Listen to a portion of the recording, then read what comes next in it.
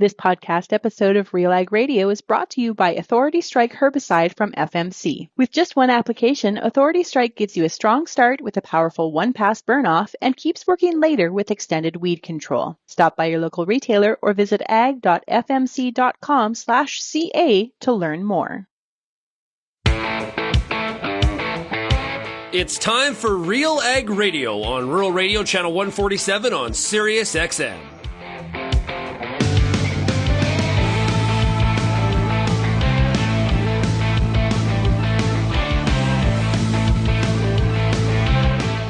RealAg Radio and RealAgriculture.com is your home for insight and analysis of the issues that are impacting your farm business. Let's get real and get connected with RealAg Radio.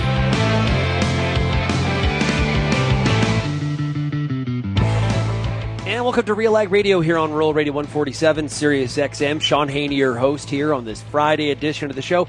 Thanks so much, everybody, for making RealAg Radio and Rural Radio 147 a big part of your workday. As always, a big shout out to everybody listening out there on the RealAg Radio podcast as well. I'm broadcasting today from Calgary, Alberta, Canada. About to jump over to the airport. I'm at an airport hotel. Going to jump over to the airport, hop on a plane, and get down to Commodity Classic down in Denver, Colorado, and then on next to Crops Convention in Edmonton. And then I'll be speaking to some corn and soybean growers in Ontario at the back end of next week. So the travels definitely continue. And it is that time of the year, indeed. And am I collecting a lot of frequent flyer miles? Yes. Am I getting to talk to a lot of you out there in the Real Agriculture audience? Yes. And it is great.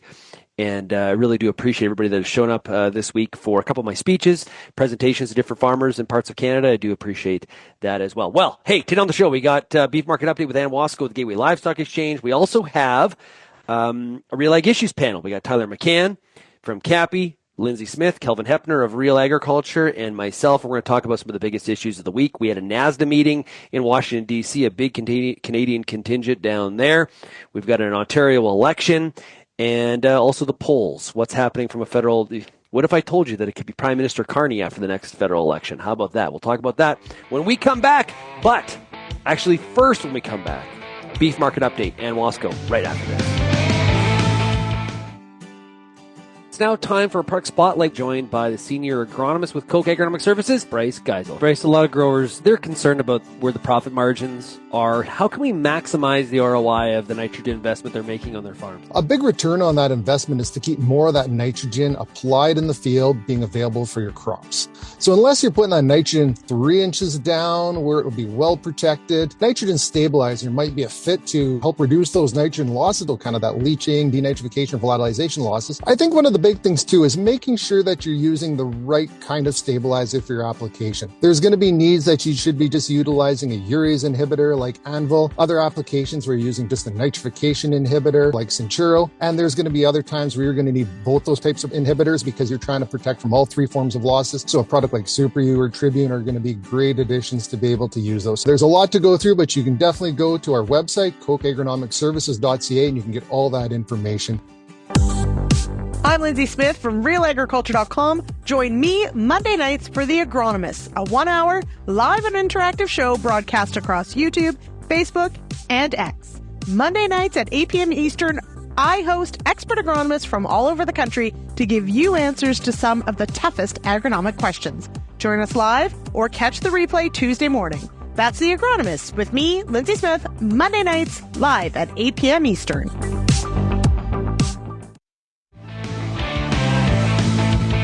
And welcome back to RealAg Radio here on Rural Radio 147, Sirius XM. Hey, don't put your yield at risk, but your trust in proven solutions. Anvil Nitrogen Stabilizer, Super U Premium Fertilizer, and Tribune Nitrogen Stabilizer from Koch Agronomic Services. These products offer higher active ingredient concentrations imitator brands cannot match.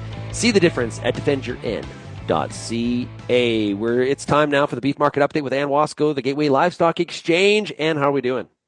I am good, Shaun. How are you there? Hey, pretty good. Okay, let's talk about how about the cash cattle markets? What's going on this week? Well, no big surprise. We saw the markets lower last week, and the feeling really was that would continue this week, and it has.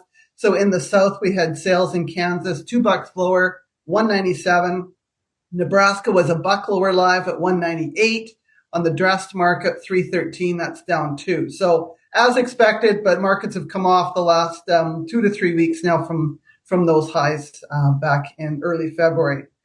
Not a surprise as well, the wholesale market under a bit of pressure, although I think, Shaun, I would say that it may be finding some stability this week. It was down $1.50 from last week, $3.1120. The Select's back about $9. All those things kind of fit with the seasonals for the end of February.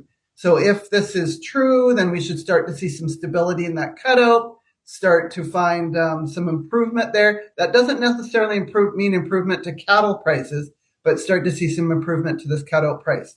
Of course, as we know, the Packers, we talked about this 2 weeks ago, are in the red, so they've cut their kills, and that's kind of how the playbook goes at this point in time. You cut the kill, try to support the cutout, and that's still what's going on today.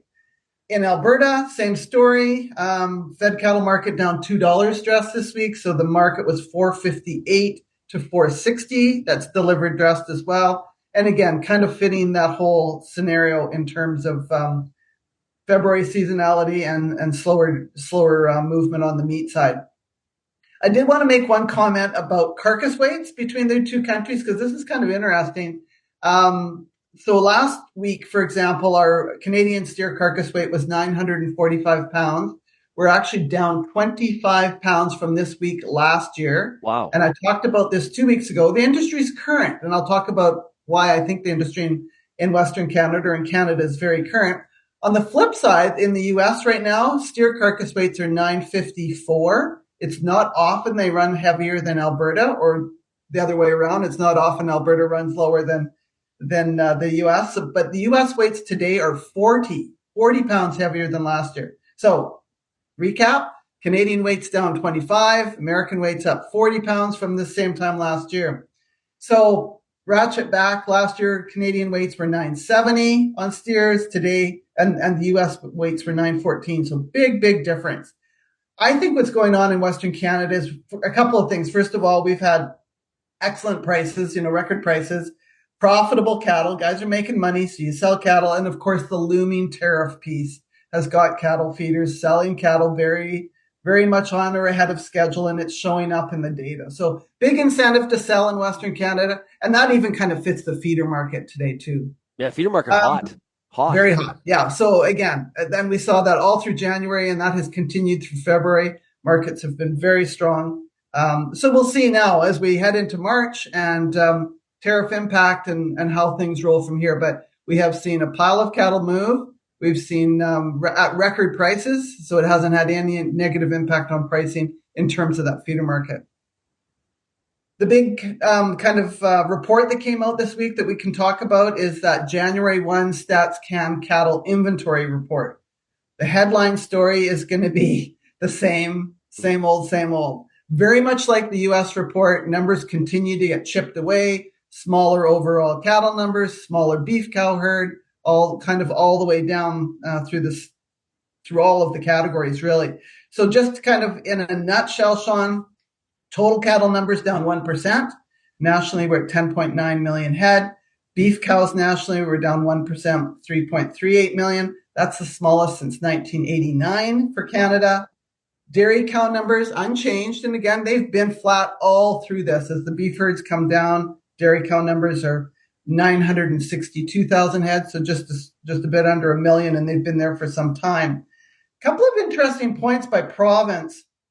Alberta, we saw beef cow numbers down 2%. They were just under 1.5 million head, and we have not been there since 1990 in Alberta.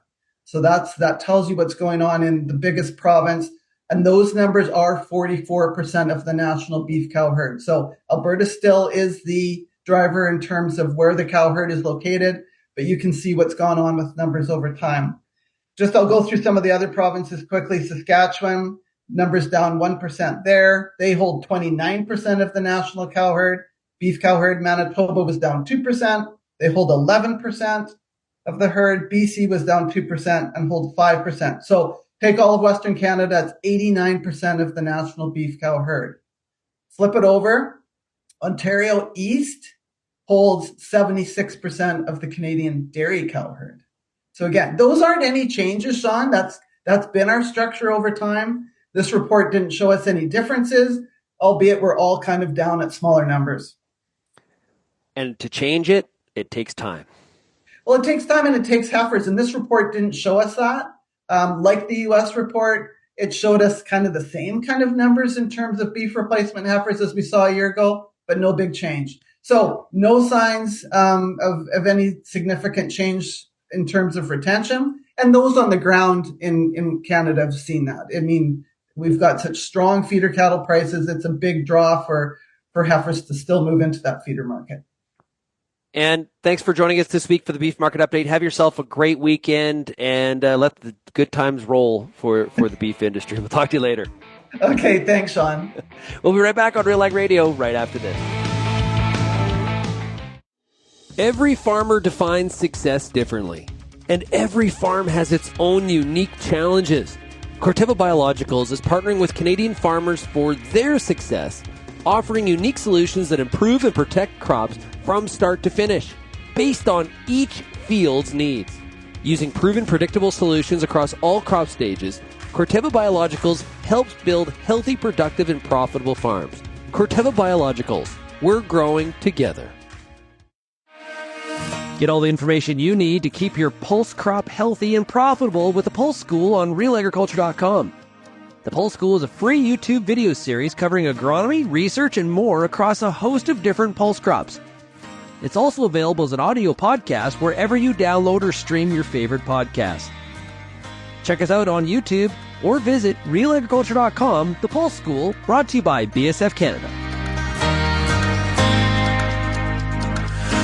Every year, humic loss makes it harder for crops to absorb applied nutrients. Resurge from Helena is a low-dust granule that delivers humic compounds to improve nutrient uptake and plant growth. The Resurge granule's superior hardness and uniformity withstands pneumatic applications, allowing for even distribution in your fertilizer and across the acre. Energize your soil and elevate your crops. Contact your Helena representative to learn more. Always follow label instructions and check registration status before use.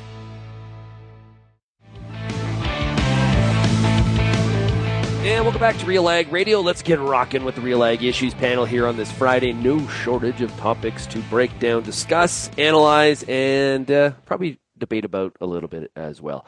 Up first, Kelvin Heppner coming out of Altona, Manitoba. Hey, Kelvin, how are we doing?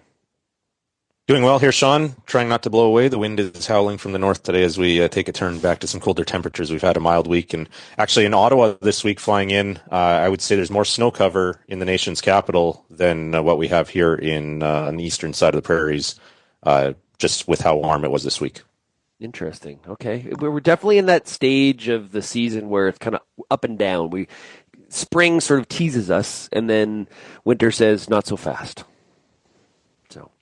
Yeah. Is it a false spring? Is it real? Exactly. Have we looked at the groundhog yet? I can't remember. Oh yeah, that was a couple weeks ago. Okay. Don't know what he said. Yeah, I don't know. I've been on the road. I've missed the groundhog update. Also joining us is Lyndsey Smith coming out of Ottawa, Ontario. Lyndsey, how are you doing? Well, I'm well. I love that we're a month behind checking in on the groundhog, but it doesn't matter. We were going to have 6 weeks of winter anyway. I believe that wasn't false spring. Or if it was fall spring, then now we're at third winter. So then next will be mud season, then true spring. It's quite a list. Yeah. So yeah, we're back into the deep freeze over here, Kelvin. You timed your visit in and out of Ottawa well. Yeah. Yeah. You guys had a great time in Ottawa. It was fantastic. CFA meeting.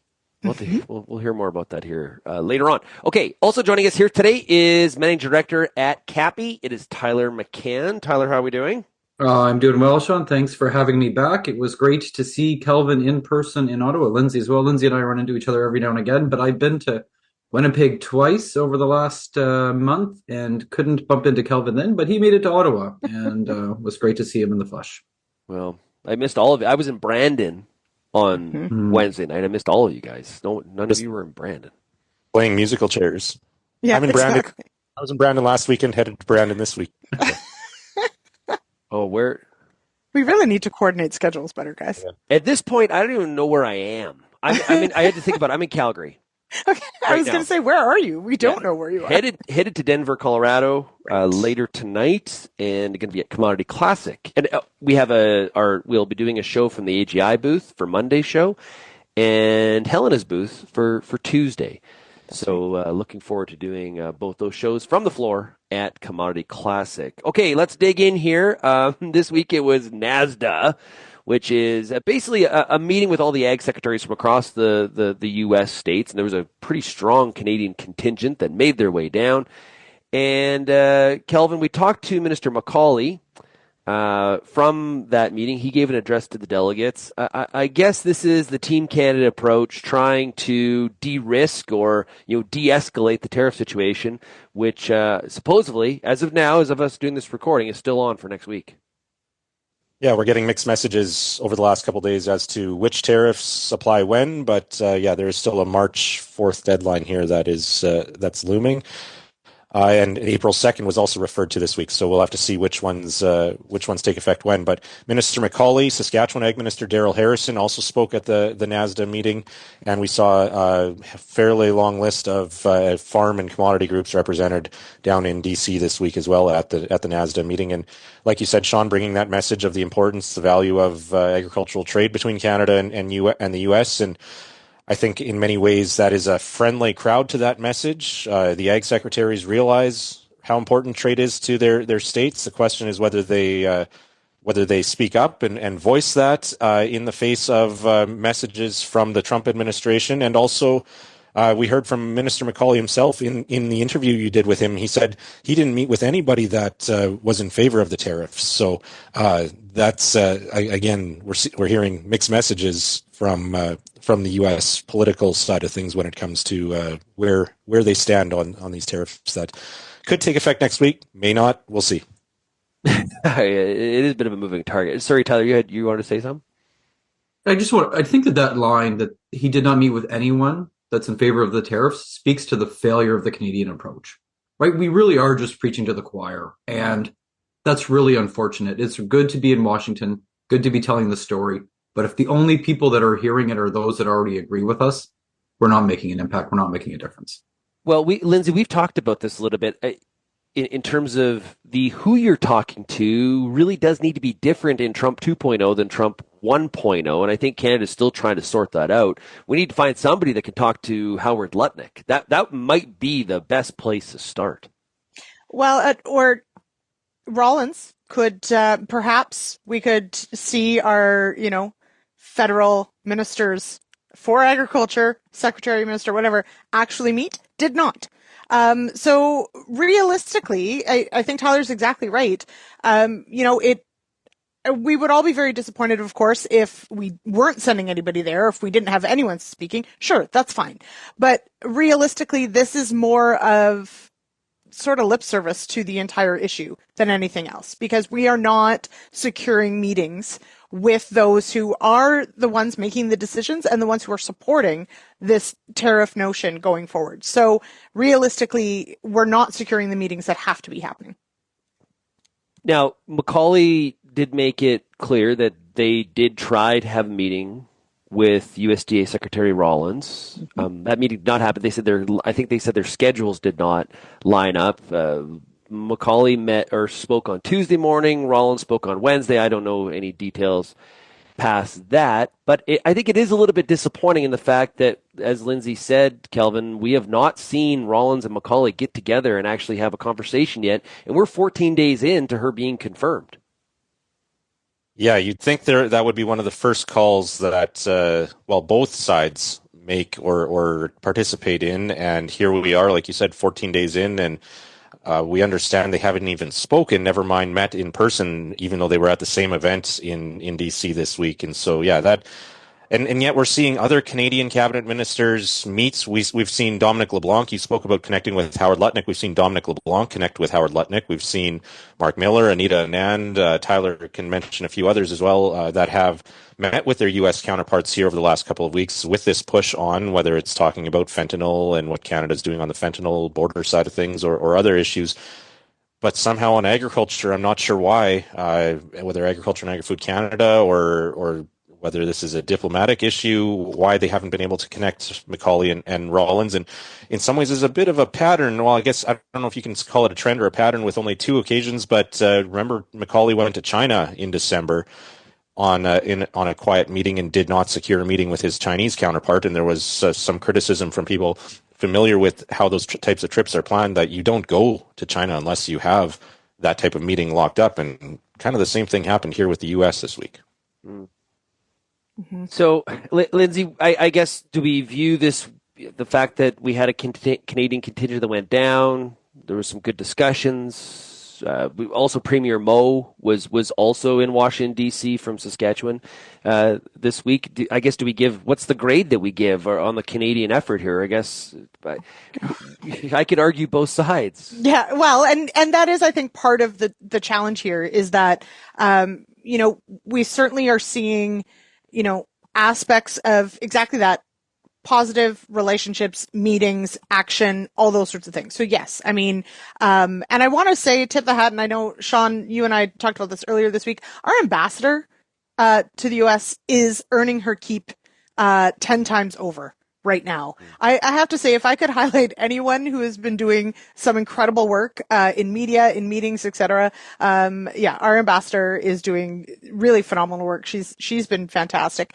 But yeah, I also share some of these concerns about, at a federal level, and realistically, I don't even know if half these people would even know that the Canadian Parliament's prorogued. I don't think it even has anything to do with that. I think it's just that we don't necessarily have leadership on the agriculture file that is really engaged and committed to moving this file forward. I don't see that happening at all. So I'm glad we've got some provincial reps. I'm glad we've got other ministers meeting with their counterparts. But from the agricultural perspective, we get a failing grade, honestly, from the federal level. Yeah, I think we're being very naive to think that we're going to talk to some ag secretaries and all of a sudden the ag secretary for Iowa, Nebraska, Arkansas, Georgia, you could pick any state that really, really matters on this front. And they're going to stand up and say, listen, President Trump, I talked to some Canadians, and I think maybe we're wrong on the trade front. Now, we may get to that point, but we are not at that point now. And so if that's our expectation, fool's gold, Tyler. Yeah, I think Lyndsey is absolutely right about a failing grade. And I do think it's important to highlight, I think that the minister plays a big part of that, the inability to have any serious engagement. Again, most of his other cabinet colleagues have been talking to their counterparts. Really, I find it mind-boggling that he hasn't been able to connect with Secretary Rollins. But the whole effort deserves a failing grade today, right? That this idea that we just need to keep going down to Washington to remind a bunch of people that already like us that we're important is wrong. We're not in the right rooms having the right conversations. But also, we're not doing anything at home to better position us to have an impact, right? So it's one thing to go to Washington, but there's so much that we could fix in Ottawa that if there was a serious effort to recognize that, yeah, we have competitiveness issues, we have barriers that are standing in the way of our domestic growth, we should do something about them. But there's not even that, Shaun, and that I find super disappointing. It's one thing that Macaulay couldn't meet with Rollins, but they waited until the week after the tariffs were supposed to come in the first time for federal and provincial ministers to get on the phone and talk. That is we have set the bar really low for action on ag issues in this country. Well, action, one of the things we're trying to do, Kelvin, which I do, this to me is where we don't, the whole idea that what we're focused on is let's create a petition and let's cancel Wayne Gretzky. Because he is well known. Him and his wife, Janet, are friends of the president. So this, again, is a situation where we're offended that he has not been as vocal as people think he should be for Canada. I think he's shown over his life he has a love for Canada, but lives in the United States and travels in the Trump circles. And so now it's like, well, you know what? We're against Wayne Gretzky. Let's cancel it. If there's a petition in Edmonton to try to change Wayne Gretzky Drive, what are we doing? This is Canada to a T.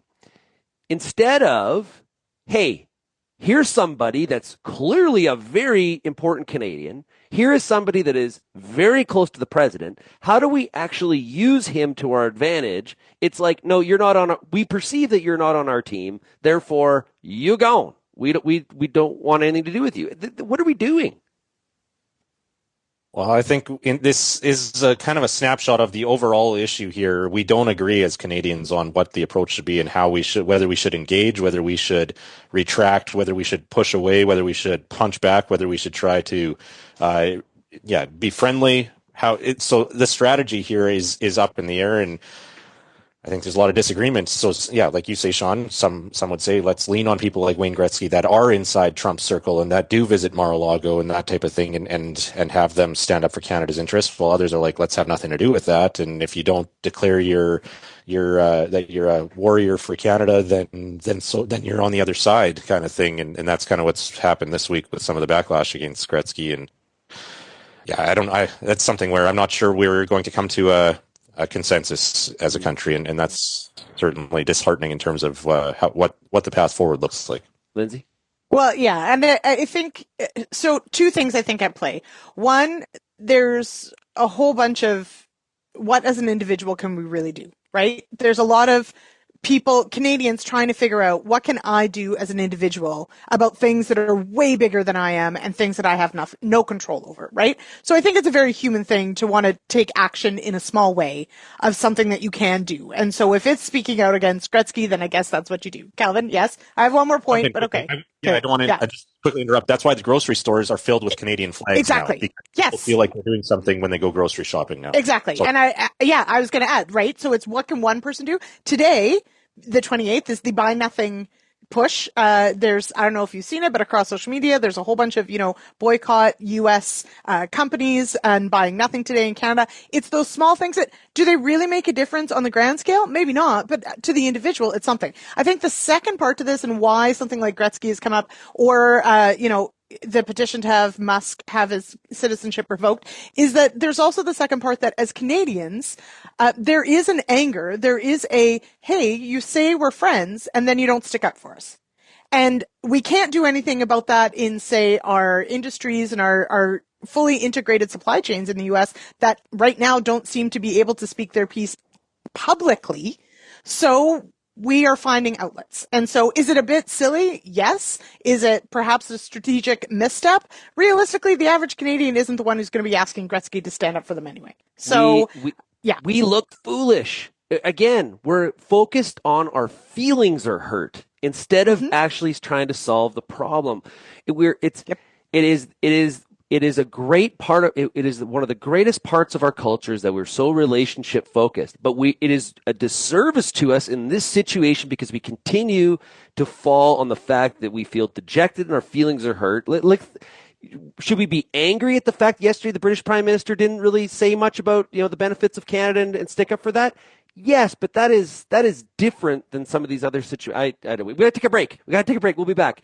Hey, calling all Montana, Dakota, and northern Minnesota growers, the new Seed Omega-3 canola production system can help you unlock a guaranteed path to market with attractive premium opportunities. First-in-class agronomy support and free on-farm pickup after harvest. To learn more, visit omega3canola.com.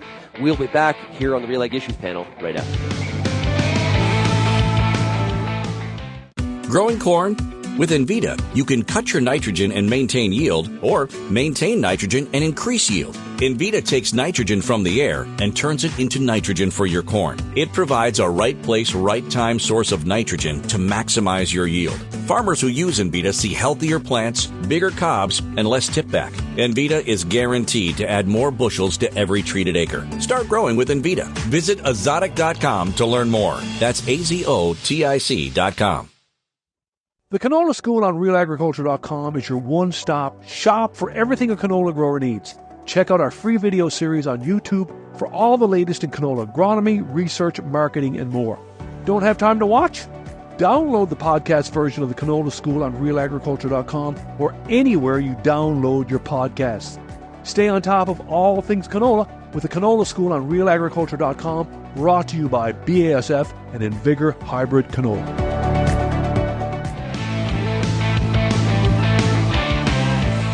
And welcome back to RealAg Radio and the RealAg Issues Panel. Hey, maximize productivity and profitability with an innovative, all-in-one approach to farming.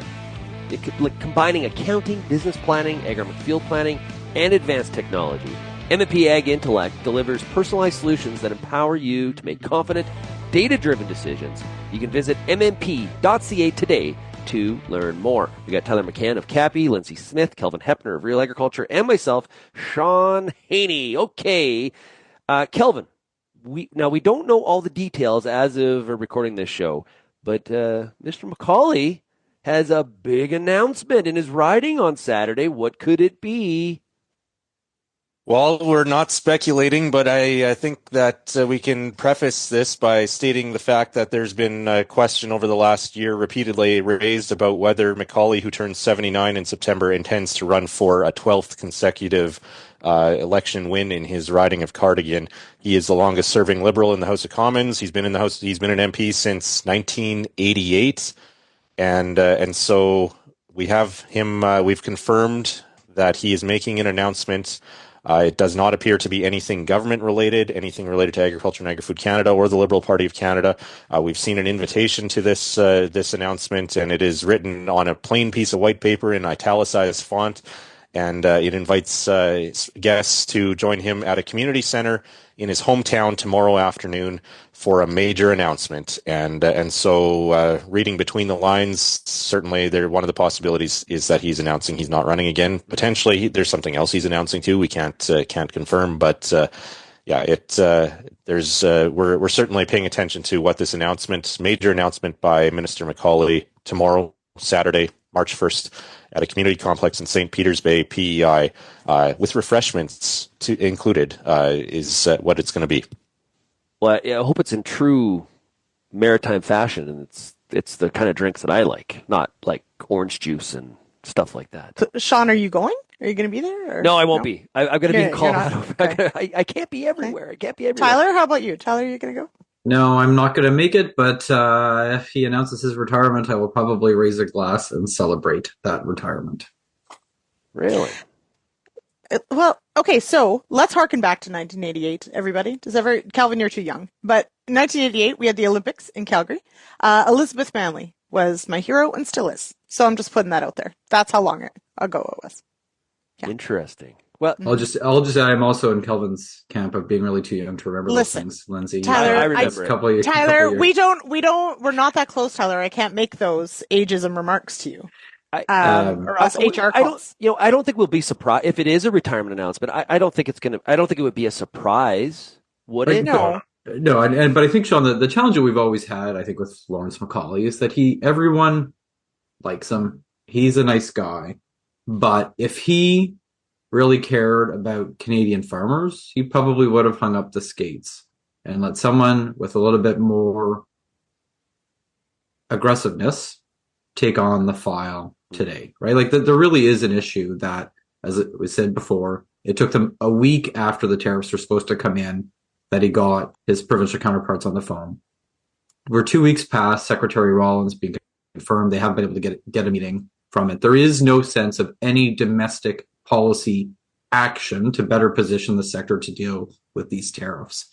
And it's challenging. I think you hear this, it certainly got this vibe in the room at the CFA meeting that everyone kind of has ideas of things that we could do, but the absence of federal leadership on it really does become a huge stumbling block. You know that the department is kind of doing work, but if they don't have a minister that's willing to push things along and really put his shoulder into it, it really makes it hard. So yes, Minister McCauley's a really nice guy. Yes, his heart's in the right place. Yes, he's been at this at a long time. But yes, the time has also come for him to retire.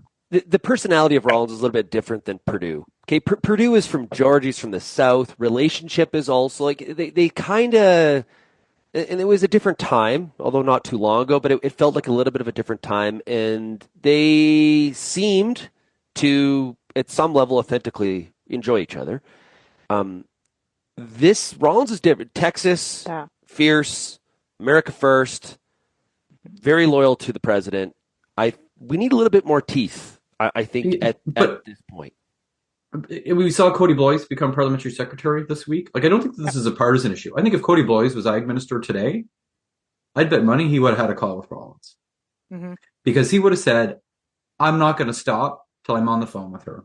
And he would have said, provincial ministers, we're going to figure this stuff out. What can we do to make this situation better? You know, I think that too often we fall into kind of a partisan trap in this country. No. I don't think that this is a left-right thing.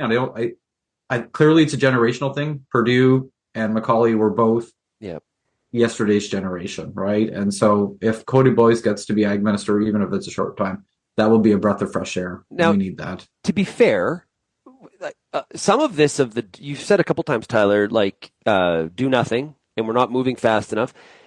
You look at the federal polls, you've got Ledger, you've got Nanos, you've got Angus Reid, all showing significantly strong increases in Liberal support if Mark Carney is the Liberal leader.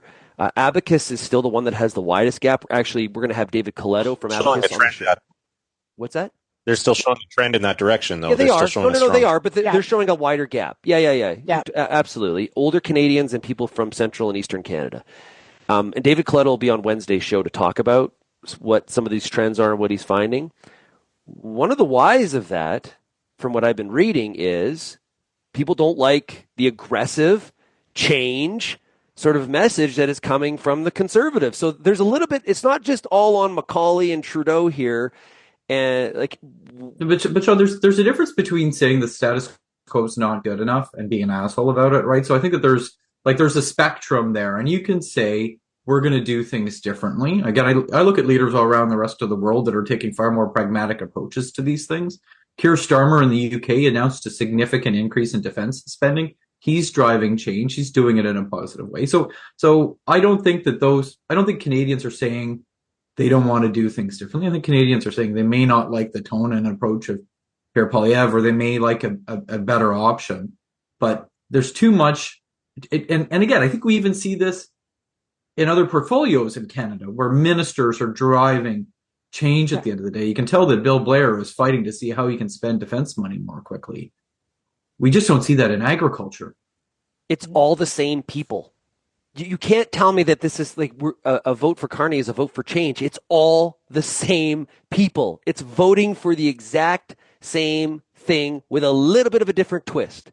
Versus Trudeau, you mean? Yeah.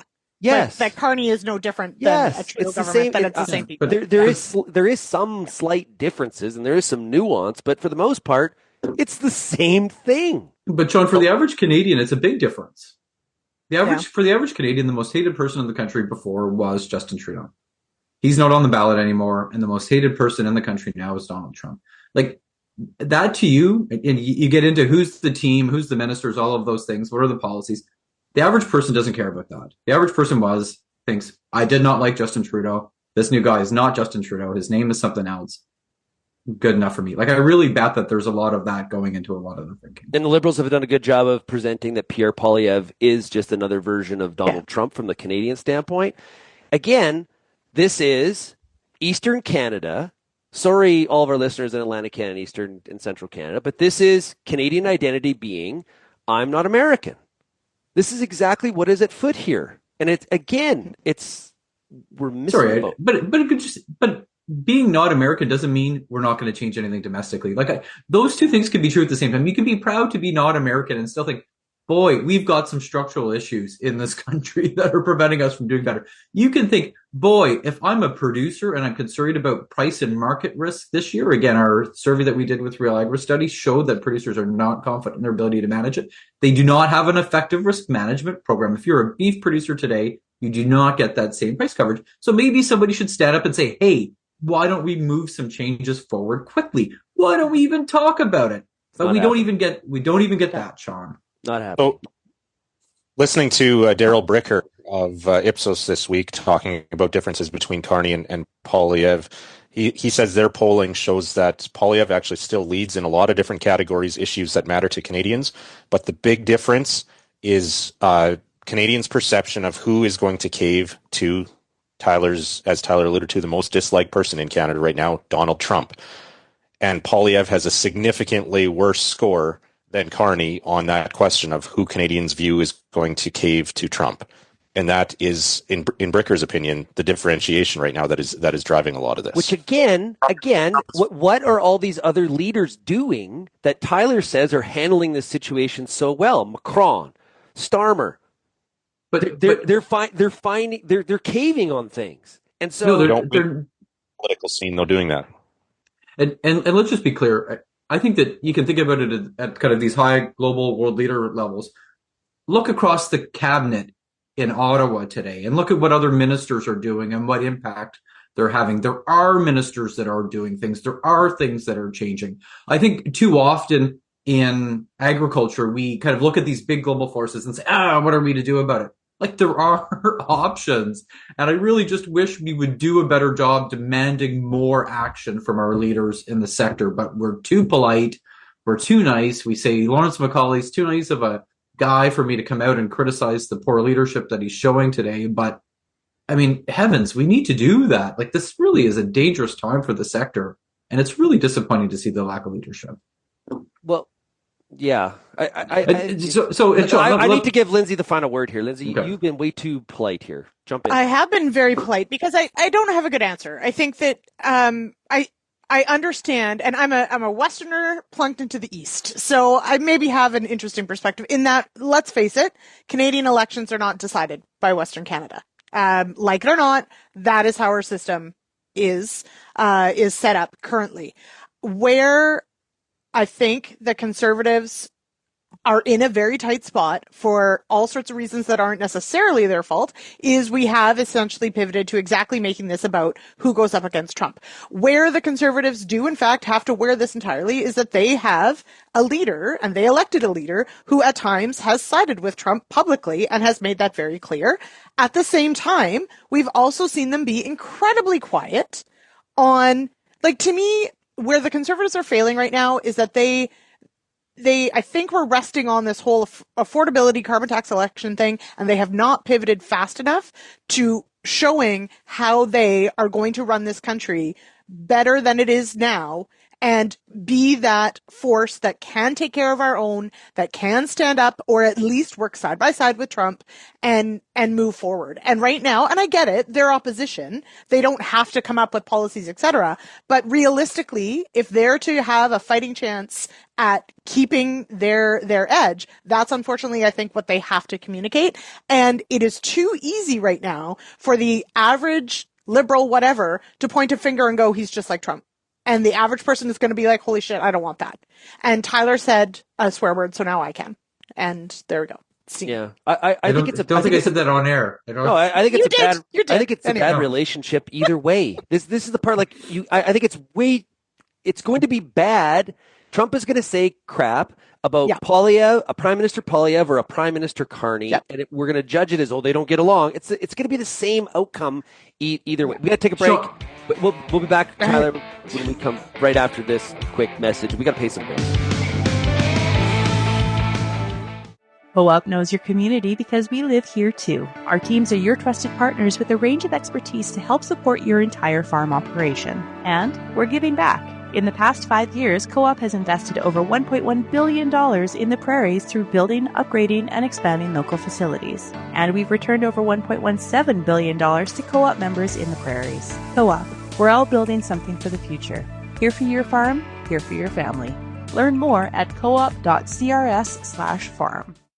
Before you get back in the field this year, spend some time with the Corn School on RealAgriculture.com. Get all the information you need on hybrid selection, planting depth, crop inputs, and more from a wide range of industry experts. A massive library of video content is available on demand when you need it most. Spend your time outside of the field, inside the classroom, with the Corn School on RealAgriculture.com.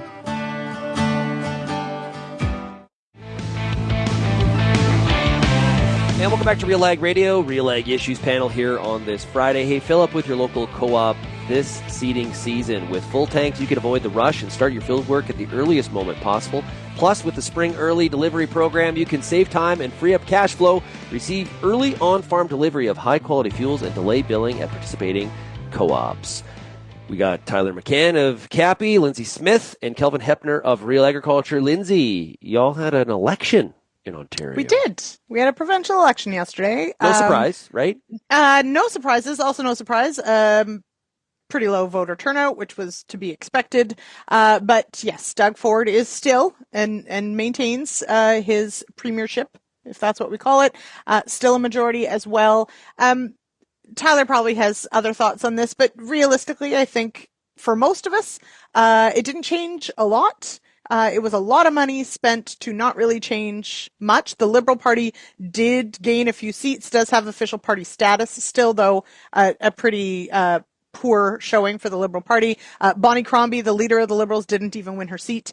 And the NDP says they'll be ready for the next election next time around for a rematch. But I don't know. It just feels like it was so much money for basically the same government. And it was an incredibly, if I may say so, an incredibly poorly run election process. Most of us didn't even get our voter cards. For those of us who didn't, apparently people that went to go vote, it was an absolute schmozzle. It just, I'm not sure what we just spent all the money for. So yes, I voted. I'm glad that everybody did. Here we go. Can we continue now? Yes, but we just spent $1 billion on something that didn't change anything.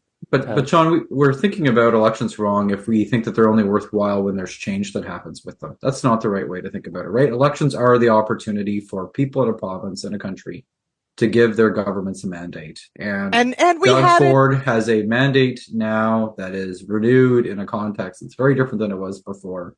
You know what? Things didn't change. He had a majority for the next 18 months. He didn't need to call the election. That's my point. Elections do matter. Absolutely they do. But this one did not need to be called. It didn't change anything, and it was already on the books for 18 months. It didn't need to be called. It was a waste of money. I disagree. I mean, again, governments need to make... It's not your money, Tyler. You're in Quebec. But governments need to make decisions about, Lyndsey, what's a bigger waste of money is the $200 checks that were sent to Ontario. Yes, let's absolutely. Be clear of our own the money. scale. Yes. To be honest, I refuse to accept that an election is ever a waste of money. If anything, it gives people, if people really do think elections are a waste of money, they can vote the bums out. And they chose not to. They chose to send Doug Ford back with effectively the same mandate that he had before. That's not Doug Ford's fault. That's the people of Ontario that made that decision. That's the way that elections work. The 44% of voters that did.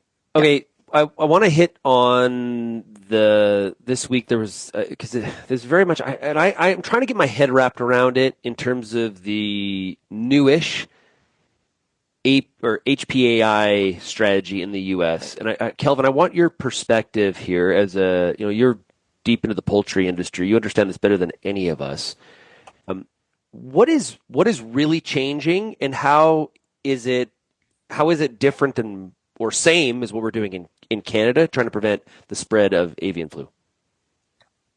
I think in many ways this, what was it, a 4 or 5 point plan that Brooke Rollins announced with great fanfare this week. A lot of money, but this is something that I need to connect with Jim Wiesmeyer on, or somebody in the U.S. who can shed some light on this, but I'm pretty sure a lot of that money was already allocated for this kind of stuff anyway. There was already compensation for producers when birds were dying or having to be euthanized after testing positive. So some of this stuff, a lot of what the Trump administration has been selling as a strategic pivot on AI is just a continuation of the same strategy, and maybe implementation of next steps in a strategy that existed before, whether we're talking about the advancement of vaccines. Well, that work's been underway for years. And some of these other areas, sure, they can maybe accelerate some of these, the timelines on whether vaccines are moved through this conditional approval phase into actual approval for commercial use. They can put some pressure on export markets to keep their borders open, that kind of thing. A lot of this certainly, to me, looks like more of the existing strategy, but sure, politics is all about the narrative, and egg prices are certainly at the top of the list right now. In Canada, we have a very different situation. Much smaller flock sizes, much more spread out production, higher levels of biosecurity, traditionally, partly because of our climate and our barns needing to be built to withstand winter temperatures, whereas you get into the large areas of chicken production in the U.S., poultry production in the southern states, where barns have open sides and that type of thing, where there's less of a barrier between the domestic birds and the wild birds. So, yeah, to me, in Canada, we aren't seeing the same impact. And even if you look at the percentage of infected flocks in the U.S., first of all, the flock sizes are exponentially larger, and then the percentage of infected flocks is also quite a bit higher in the U.S. We've been digging to try to find the latest statistics on that, but the percentage of flocks that have tested positive for AI in the U.S. is much higher, and they have a much more consolidated industry than we have in Canada too. And of course, the supply management system that we have in Canada is a big reason for why the Canadian picture is different as well, in addition to climate and other factors that have also led to different industry structure north of the border. Tyler? Shaun, I think what we just heard from Kelvin speaks to a bit of what we talked about culture in Canada before, right? What the U.S. government, what USDA, what Secretary Rollins has done is taken action and done things. And Kelvin's got into, does it really mean anything? Is it all about narrative? Is it all about politics? I don't think she took Heavens, action. I wish a Canadian minister rolled out a 5-pronged action plan to deal with U.S. tariffs. To be honest, maybe a lot of it would be stuff that they were doing already, a lot of the things that would be there, but it would be action and when it would be a push. And so I think that we need to see more people taking more initiative like Secretary Rollins and USDA has done on this. Like, we don't want to be like Americans, but heavens, I wish we were motivated to act the way that we are. And again, I think it's interesting. I can only imagine how this is playing out inside the administration, but there had been some kind of dismissive comments made by the press secretary a couple of weeks ago, Trump's press secretary. This to me sounds like the adults in the room kind of taking back control of that agenda and doing something serious about it. But I think we need to see more of this. I think we got data this week too that egg price has kind of capped. We've leveled off now. Is what I had thought I saw yesterday in the U.S. Canada's been lower all along. Sorry, yeah. Running into people talking about egg prices in Canada. Our egg prices in Canada have not done anything like what the U.S. egg prices have done. No, very. And I do wonder if Canada could have got a meeting with Rollins had they offered to export some eggs to the United States. I don't know why. Don't know why we wouldn't have put that on the table as a way to meet. So I think that was one of the topics because I got questions from 2 U.S. people about. Could Canada export more eggs? So I think that was being discussed in some circles. Hey, Lyndsey, to wrap up here, Quebec farmers show token support for Gate. Oh. So we have another I guess stakeholder investing in Gate. I got to bring it up here. So maybe Kelvin can remind me of the numbers. I don't have them in front of me right here. But I suppose it is a show of support. Gate while it is planned for a Winnipeg location, and we think of it as a Western thing only, we did see some support from the Quebec side, certainly on this. Was it about $110,000 towards $100 million plus project. $100 million. That's right. So, on the grand scheme of things, it is a show of support. It is not about to make the project viable just because Quebec jumped in. And did I miss the show of support from our exporters that actually sell grain around the world? We'll keep looking for that one, Tyler. Okay. I haven't seen that one come through just yet. So we'll keep looking. So yeah, it does, certainly, it is. It sort of feels like a token of support. It's not about to greenlight the project just because Quebec throws some money in. So we'll see. I'm sure we're going to be hearing about Gate next week at Crops Convention. When I leave Commodity Classic in Denver, going Denver to Edmonton, I'll be at Crops Convention. Looking forward to, that'll be one of the topics I'm sure that will come up for sure. Hey team, we are out of time. Tyler, have yourself a great weekend. Thanks, Shaun, and I'll be at Camrose talking to the grower group next week too. So be in the same part of the country. Crop Management Network. That's right. I was there last year. I'm going to be with some people from Crop Management Network at Commodity Classic on Monday. So looking forward to that. Thanks to them for having me out. Lyndsey, have yourself a great weekend. You as well. All the best, Kelvin. Thank you. Take care, everyone. If you have any feedback on today's show, you can send me an email, shaney@realagriculture.com, or call the RealAg feedback line, 855-776-6147. For those of you listening on the RealAg Radio podcast, stay tuned for a bonus segment. And thank you so much for getting real and getting connected with RealAg Radio. Cheers, everybody. Thank you for downloading this RealAg Radio podcast episode brought to you by Authority Strike herbicide from FMC. Tackle tough weeds like kochia, cleavers, Russian thistle, and pigweed with the dual power of 2 Group 14 modes of action. Visit your local retailer today or visit ag.fmc.com/ca to find out more. And welcome to the bonus part of the show here on RealAg Radio here on this Friday. It's March this weekend. Hard to believe. Look at that calendar just flipping by. Shaun Haney, Lyndsey Smith, Kelvin Heppner of RealAgriculture, as well as Tyler McCann from CAPI. Lyndsey, what I found out this week, Tyler is quite harsh on Canada. That is not what we discovered this week. No. Let's be clear. What I'm harsh on is Canadians that don't want to do anything and don't want to change anything and just want to be too comfortable in the status quo. Tyler. So, yes, Shaun, I am okay being harsh on that. Tyler. Okay. You've been around here. This isn't your first rodeo on this program. It's not even the second.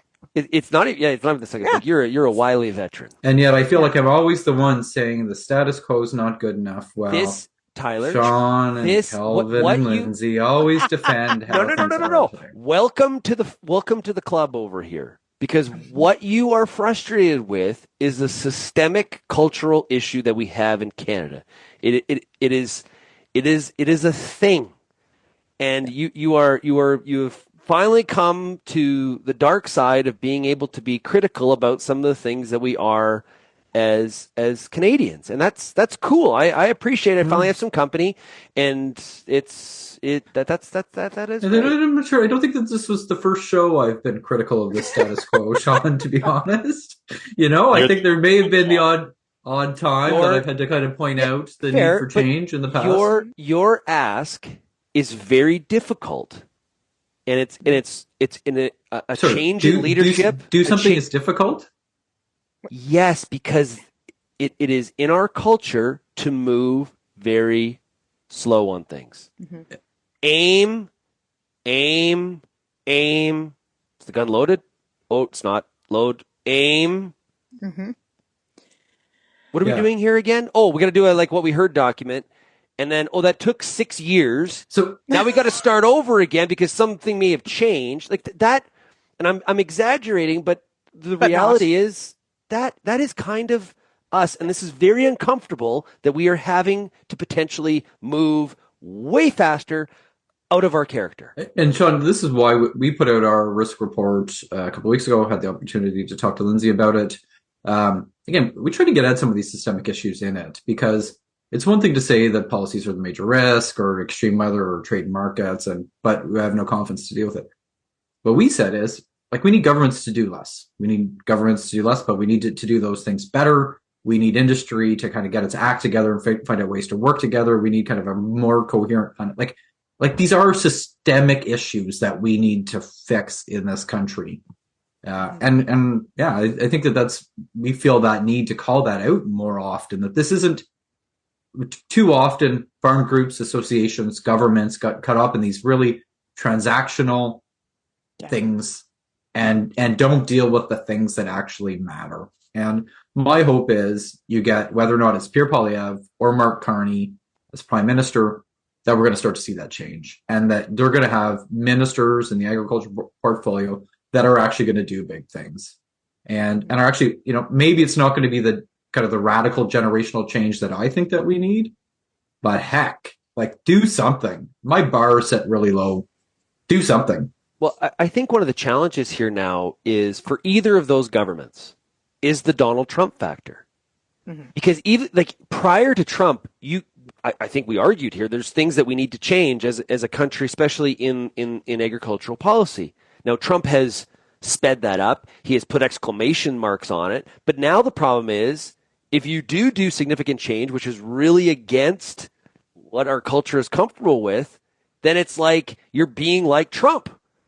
And that's kind of we're kind of now cast in this net, and it's the same reasons why we can't work on Canadian healthcare.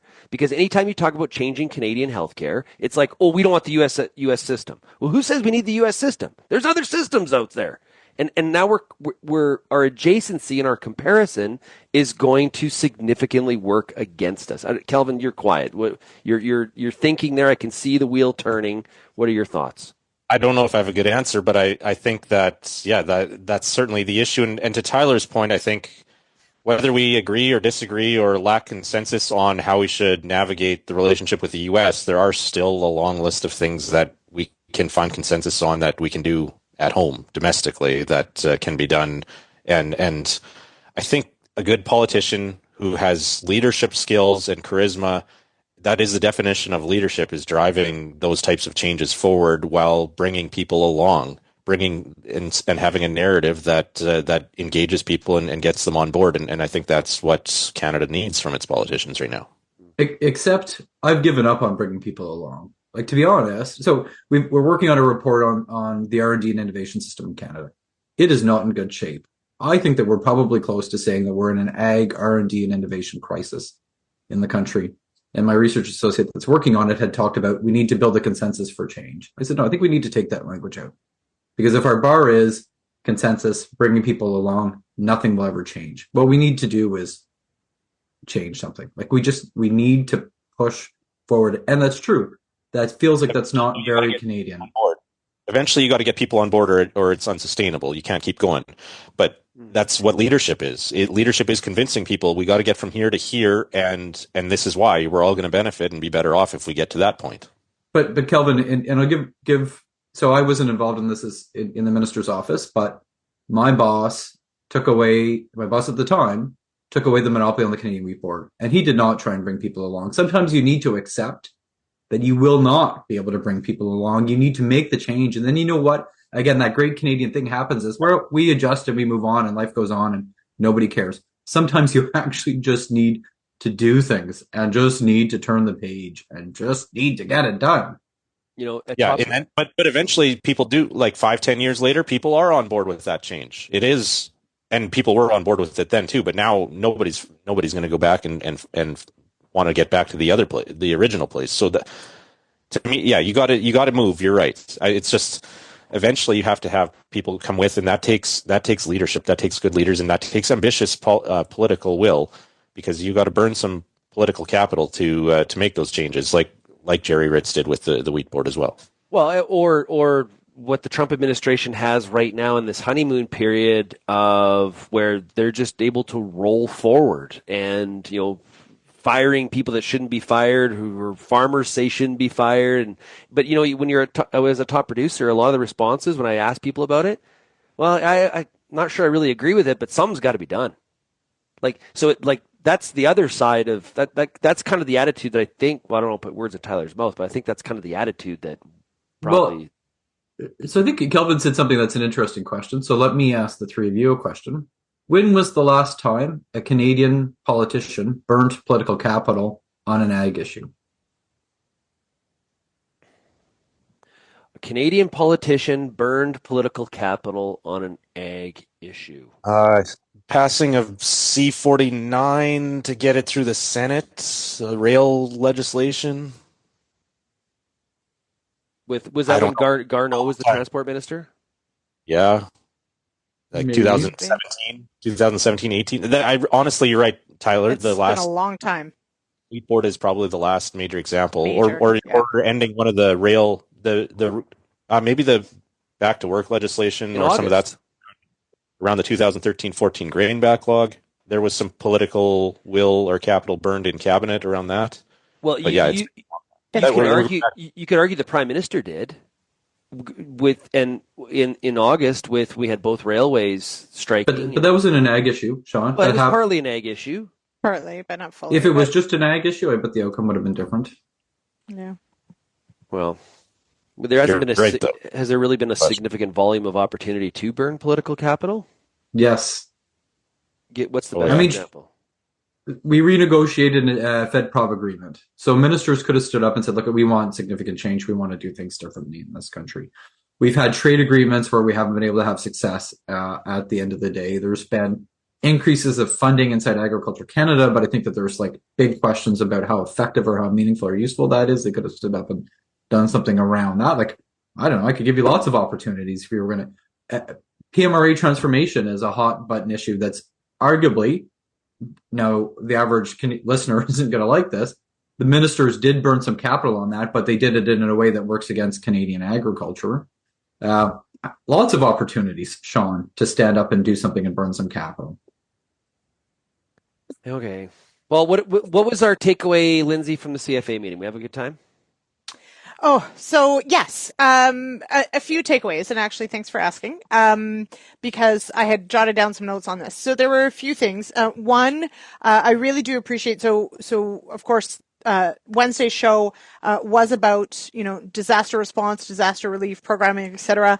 I had sent a note of thanks to our panel members for sharing, because I think it's one thing that, we often, as the RealAg team, we cover when agri-recovery is triggered, and we try to cover the information side of it, but we don't always necessarily have the chance to dig into the people side of it and the actual sort of on the ground immediacy and the aftermath of a disaster. And so it was a really great learning experience from that perspective. I think there's a lot more we as an industry can do to better prepare for a disaster and learn from each other's experiences across provinces. So speaking of bigger picture things, the other thing that I thought was great was the discussion of, and I heard this a lot, and actually one of our past summer students was there as the young farmer contingent, and there was a lot of discussion about, and Erica, I think, said this on stage, stop calling us the future, we are the now. Meaning that we have people in agriculture that are, they're the young farmers, they're the up-and-comers, they're the startups, kind of idea, but like they are literally doing this as their full-time jobs and usually another job as well. They're not just the future. They also have business needs now. They have things that they want to be doing now that they can't do. And stop looking in the future of what has to happen now. So really fits into our discussion of action, and really about, like, as an industry, we need to be doing things. And I really did get the sense, and I have these conversations as well, because although I'm past the young farmer thing, we are still in that growth phase of our business. And we do come up against a lot of walls of, like, we talk a lot about, the future and the opportunity, but we don't act on a lot of it because there isn't necessarily this cohesive, coherent push to do more, be bigger, grow. And we're missing that. And I thought that was a really great discussion. Okay, we got like 2 minutes left. Final thoughts. What are you watching out for next week? I'm going to be at Commodity Classic. I'm going to Crops Convention. I'm hosting a panel on Canada, U.S. Mexican grain trade, which I am really looking forward to. That's going to be a lot of fun. Also, Stephen Harper, former Prime Minister, is going to be speaking. Looking forward to Crops Convention. And then speaking to a group in London, Ontario, at the end of the week. So the travel... Right. I haven't been home for a while. In case if you've been keeping score at home. If anybody's been keeping track. I've been on the road. Kelvin, what are you looking out for next week? Well, we'll pay attention to Macaulay's announcement tomorrow, Saturday, in Prince Edward Island, and then also, of course, the tariff deadline. I think it kind of goes without saying it's on almost everybody's minds these days. So, as much as we don't want to, we're tired of talking about it, tired of the chaos it sows, but. Yeah, we'll be watching for concrete evidence of actual movement and details, specifics as to whether anything's taking effect. Yeah, if you're getting tired of it, sorry, it's not going away. Guys. Lyndsey. Long 4 years coming up here, guys. So I'll be watching, of course, all of those and supporting here at home. I'm actually sticking around most of next week. Looking forward to maple syrup season starting out here. We're pretty far north, so the south's already started. But that always is, the calendar flipping to March always makes me smile and makes me happy. So my mood is going to improve, Shaun, just so you know. You've been warned. And so watching that, of course, still the Liberal leadership race, seeing how that's all going to shake out and what the next couple of weeks will look like of this prorogation and as we get back and into likely federal election mode. Yeah, we're kind of 9 days away, right? It's a week from Sunday. It's soon. So, yep. Tyler, you? I mean, I'm not going to hold my breath, Shaun, but heck, it would be nice if somebody did something this week in Canadian agriculture. Don't hold your breath. No. Well, I'm doing something. Yeah. Well, maybe somebody that was in power had some influence about the direction of where things are going in this country. Like, again, what is Kelvin? I think he just dissed us.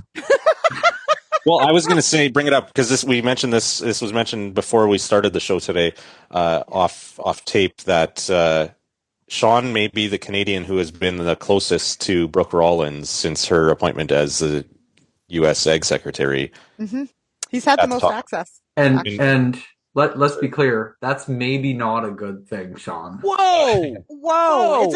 It's a great thing for us, Tyler. And you know what? Great for RealAg. Great for RealAg, but okay, let's make Shaun the ambassador for Canadian agriculture, I guess. But perfect. Heck, I mean, yeah, I don't know. It is. And I'm gonna be with her on Sunday as well because she's doing a presser at Commodity Classic, so I will be there. Hopefully she's going to gaggle. We shall see. Yeah. Suggest you call her Canadian counterpart, please. Yeah. Slip her his phone number.